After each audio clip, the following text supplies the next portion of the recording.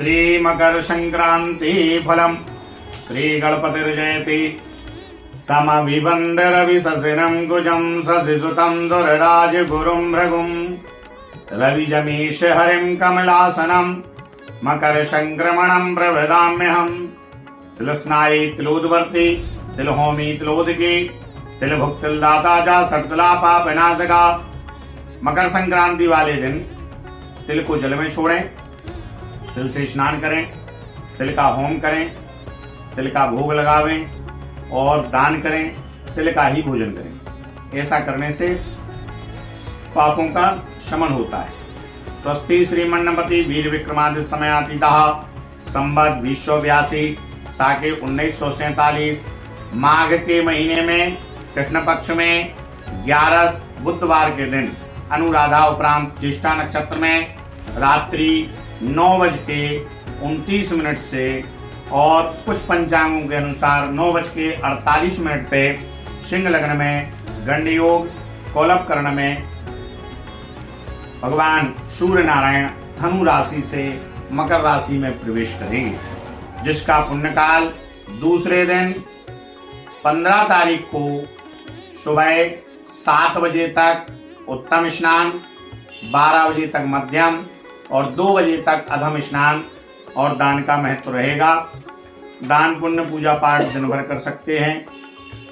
धनु राशि से मकर राशि पर जाने के लिए भगवान सूर्य नारायण ने वराह वाहन यानी शूकर पे बैठ के जा रहे हैं। बैल को साथ में लिए हुए हैं, हरे कपड़े पहने हैं, खड्ग आयुध लिए हैं, ताम्र पात्र में भिक्षा मांग करके भोजन कर रहे हैं। चंदन का लेपन मस्तक पर है, सर्प बण है, मौल श्री पुष्प की माला पहने हैं, मोतियों के आभूषण पहने हैं, हरित कंचुकी धारण किए हैं।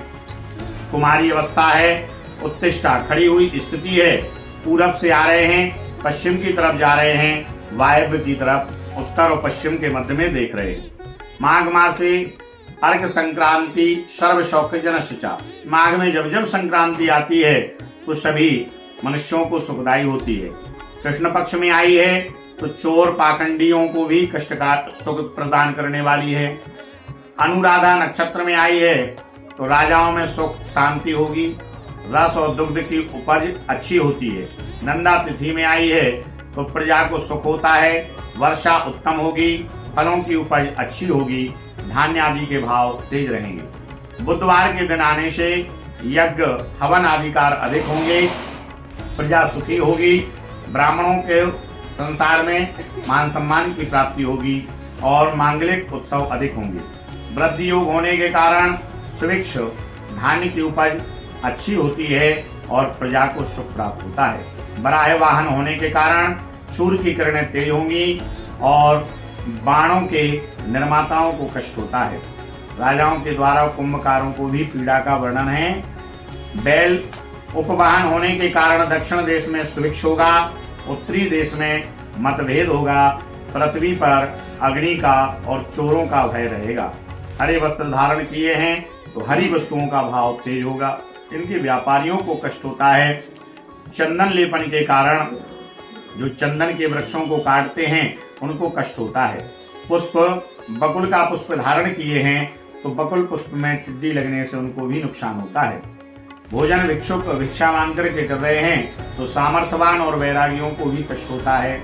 खड्ग धारण किए हैं तो जो दंडी स्वामी होते हैं, दंड से जो शस्त्र धारण करते हैं उनको भी कष्ट होता है। सर्प वर्ण है तो वायुमंडल में विचरण करने वाले भूत प्रेत को कष्ट होता है। यौवन अवस्था है तो जो यौवन अवस्था में प्रवेश कर रहे हैं उनको भी कष्ट होता है। चांदी और मोती इनके भाव बढ़ेंगे।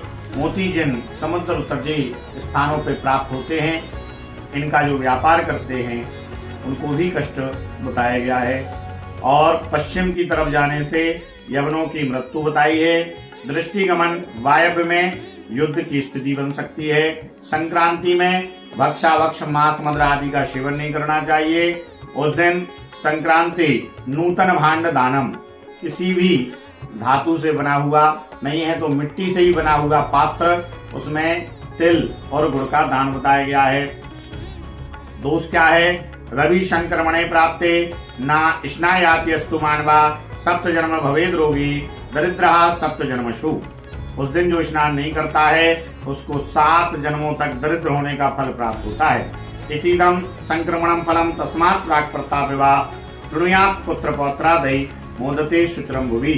जो मकर संक्रांति के फल को श्रवण करता है उसके पुत्र पौत्र सुखी होते हैं और गंगा स्नान का फल प्राप्त होता है। यहाँ फल के बारे में बताया गया है। मेष राशि को कष्टप्रद है, इनको यात्रा से बचना चाहिए। वृष राशि वालों को सम्मानप्रद है, 8 लाभ 5 खर्चा है।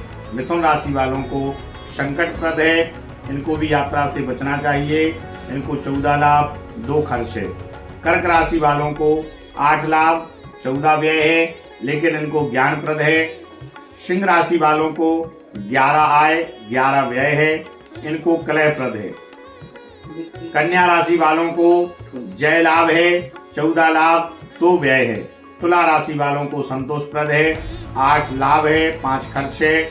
वृश्चिक राशि वालों को धन लाभ है, इनको 14 लाभ 11 खर्च है। धनु राशि वालों को हानिप्रद है, इनको 11 लाभ 2 खर्च है। मकर राशि वालों को लाभ है, इनको 5 लाभ 5 खर्च है। कुंभ राशि वालों को इष्ट सिद्धि है, इनको भी 5 लाभ 5 खर्च है। मीन राशि वालों को धर्म लाभ है, इनको 11 लाभ 2 खर्च है। जिनको भी कष्टकारी है उनको सूर्य भगवान को अर्घ्य देना, सूर्य भगवान का जप करें, ओम घृणी सूर्याय नमः एवं अपने गुरु मंत्र का अधिक से अधिक जप करें। यही संकट का निवारण है। जय श्री राधे, जय श्री कृष्ण।